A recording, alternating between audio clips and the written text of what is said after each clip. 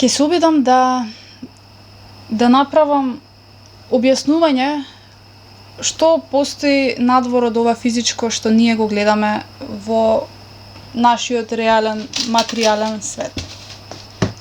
Оно што генерално луѓето не го знаат е дека над нашата планета Земја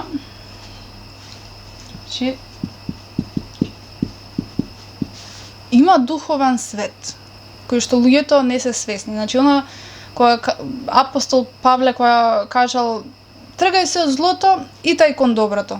Тоа значи дека над овој материјален свет постои духовен свет, кој што е воден од доброто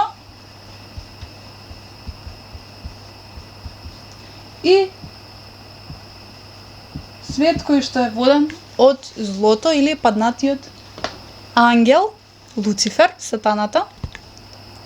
И кога ќе видиме зошто некој е толку лош, убива, прави штета, не размислува за природата, не размислува за другиот човек, не размислува за добробитта на другите луѓе, воден од алчност, од его, од манипулација, од себичност и така натаму. Затоа што сите ние имаме слободна волја врз основа на нашето ниво на свесност да одбереме дали ќе бидеме приклонети на доброто или ќе бидеме приклонети на злото. Значи, ова е злото, ова е доброто. Сега, каде постои овој духовен свет? Значи, тоа е невидлив духовен свет кој што на спиритуално ниво, на секоја човечка душа на земјата, директно невидливо делува. Например, ако ние сме со Бога, ако сме добри, срдечни, ако сме етични, ако размислуваме за другиот, ако стануваме подобри луѓе, ако се бориме за општо добро, ако носиме добро, светлина во светот, ако работиме за нешто што им помага на другите луѓе, или ако даваме знаење кое што им помага на другите луѓе, или ако воопшто не работиме и не сме дел од злото, а сме со Бога на некој начин и сме со вистинските животни вредности, значи, ние добиваме директен линк со Бога. Сега, оно што треба да се знае дека и во духовниот свет на доброто и во духовниот свет на злото има хиерархија. Значи, генерално имаме повеќе слоеви кои што, например, влијаат директно на обичниот човек. Што сакам да кажам? Сакам да кажам дека имаме ниска хиерархија на зло која што влијае на одредени луѓе на земјата. Имаме повисока хиерархија на зло која што делува на некои помоќни луѓе на земјата. Тоа значи дека некој кој што работи можеби во игри на среќа и е, не знам, на рецепција таму како се вика тоа, значи тој е на некој начин поддржувач работи за зло кое што прави им ги уништува животите на луѓето преку игри на среќа. И тоа е водено од ниска хиерархија, бидејќи реално не може глобално да направи некоја си страшна промена. Може да направи, да кажеме, на 50 луѓе месечно, пример. Имаме повисока хиерархија на зло, која што е водена, да кажеме, кон луѓе кои што се навистина приклонети на зло и кои што имаат моќ врз големи популации на луѓе. Например, тоа се политичари, некои моќни системи, како што се, например, групации на илуминати кои што прават, или оние што се сега, значи, светска политика што сакаат да направат целосна доминација врз човештвото со тој нов светски поредок кај што ќе има една политика наводно. Значи, политичари како или високи функционери, например, еве како во Израел, што ги водат на некој начин, значи злото ги води на некој начин да прават немири, да прават војна, да предизвикуваат огромна штета врз големи популации на луѓе, бидејќи злото има за цел да уништи. Значи тоа е целта. Дали ти ќе бидеш чистачка или, не знам, ќе работиш како келнер и ќе направиш ќе бидеш лош и на некој начин ќе направиш некаква ситуација на колега или било што, нешто лошо или на својот газда или газдата на тебе или слично, значи тоа се што е лошо е водено исклучиво од злото, од различен вид на хиерархија. Кај Бога имаме различен вид на хиерархија, бидејќи тука, например, има хиерархија на ангели. Значи имаме ангели и повисоки димензии на битија кои што, на пример, се фокусираат на различни области на земјата и прават имаат различни улоги. На пример, секој човек на земјата кој што е, мислам, релативно секој човек на земјата има ангел чувар, дури овие кои што ќе се приклонат на злото, да кажеме, можеби на одреден домен од животот. Али оно што е најголемиот проблем е што постојано се случува борба. На пример, човекот има ангел чувар, ама он човеков е, да кажеме, приклонет на злото и тука се случува борба. Ангелот сака да му помогне на обичниот човек, да кажеме, во одредена ситуација, ама овој самиот се води кон зло и го слуша злото и автоматски ангелот чувар нема друг избор освен да биде неутрален на некој начин. Кај Бога, на пример, е поинаку. Ти кога си приклонет кон божественото, значи имаме еден човек кој што е приклонет кон Бога, ги опишавме претходно кои се тие луѓе, тој добива директна поддршка и од ангели, а во поголеми случаи и од повисоката хиерархија. Повисоката хиерархија се грижи да се одржи некој баланс на земјата и да не се прави преголема штета, и што значи колку што се тие во мог придонесуваат врз луѓето да ги менуваат судбините понекогаш, да ги насочуваат патиштата на луѓето, значи ја прават целата психологија на одвивање на нештата на земјата за да не се дојдат до преголеми катастрофи или лоши судбински текови кои што се возможни. Значи тоа служи ова голема висока хиерархија на доброто и на некој начин човек кој што е со Бога секогаш добива сила, секогаш добива поддршка, чистота, мир во себе и сила да го преброди искушението и најтешкото. Сега, во оваа слика која што имаме, што се случува? Злото доминира. Значи, обичните луѓе се мамат со големи плати, со големи финанси, со скапи одмори, со луксузни живеалишта, со добри фирми, со луксузни згради, па зимаат станови кои што чинат 2000, 3000, не знам, метар квадратен. Зимаат се што е од злото, кој што го создава материјалното. И замислете од целата популација на луѓето, која ќе направиме едно множество, да речеме, тука се гледа. Значи, добро, зло, ќе видиме дека од целата популација на луѓето, повеќето луѓе се приклонети на злото, значи на материјалното. Некој може би е измеѓу, некој може би добар човек и има добро срце, ама работи кај некоја голема компанија која што прави масовни пари на обичните луѓе. Што значи, генерално Бог му помага. Има ангели кои што го штитат, не прави зло, ама на некој начин поддржува зло. И имаме, да кажеме, голема популација на народ кој што е приклонет на злото, од незнаење. Заради тоа, имаме оваа голема хиерархија на злото, може лесно да доминира врз политичарот и врз големиот функционер и да залаже огромна маса на луѓе. И што да предизвика? Предизвика намамување на таа маса на луѓе во нешта, во области, во работи кои што ќе направат може би моментално задоволство некое, а на долг рок ќе направат огромна штета.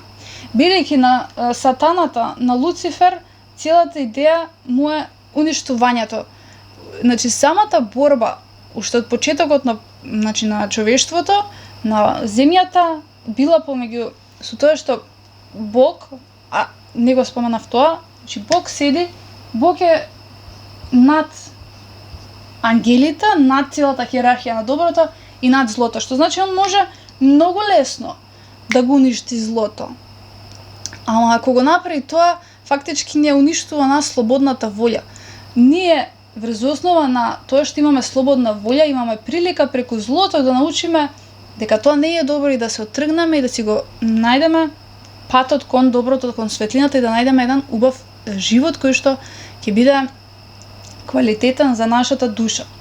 Но ако си ја продадеме душата, ние автоматски се доведуваме неизбежно себе до страдање, а неизбежно на тој начин со нашите избори придонесуваме и другите да страдаат. Со тоа што другите страдаат, неизбежно страдаат и нашите деца. И имаме циклус кој што џабе ја одам кај зло, кога правам штета на другите луѓе, тоа што правам штета на другите луѓе кармички ме оптеретува, ми носи карма на децата, и кога ќе видиш злото е постигнало својата идеја, својата цел. Целосно уништување на сите. Бидејќи ќе страда и овој што е приклонет на злото, но и овој што е приклонет на злото има деца, има најмиле своји кои што му значат.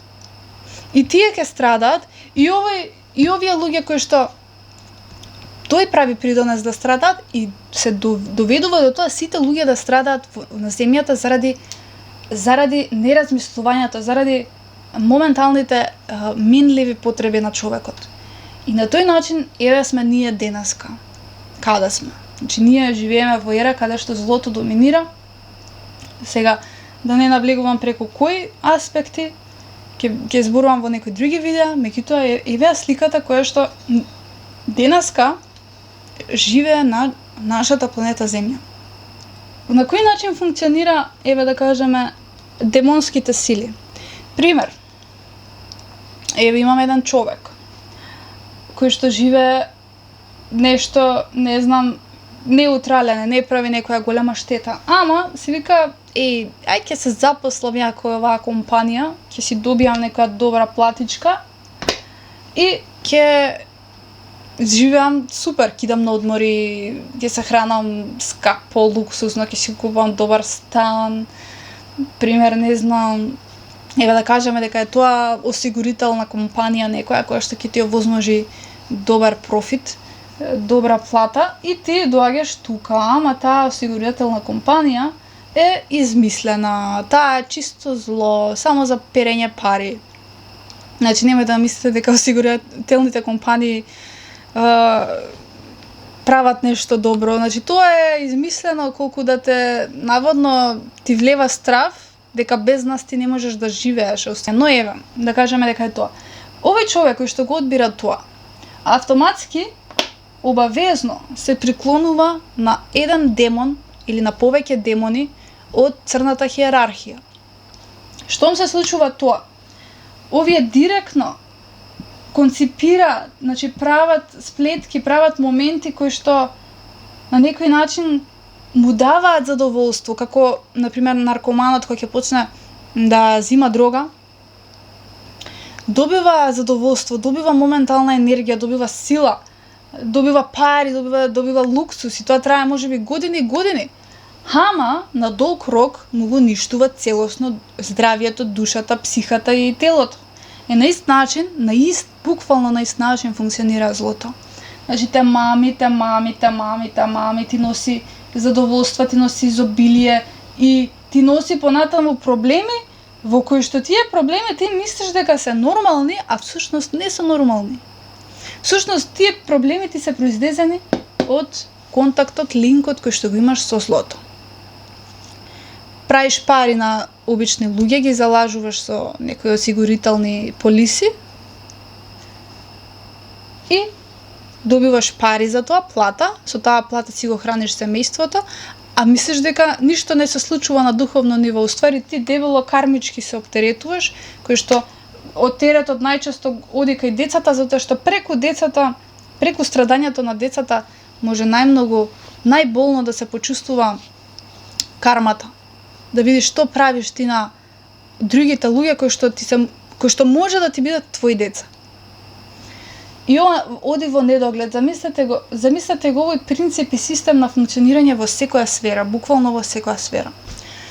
Тоа ни кажува дека човекот колку повеќе се разбуди за ова духовно постоење, толку повеќе ќе придонесе да се намали ова зло. Ова зло не може да се намали од нашите желби само или да се молиме ние.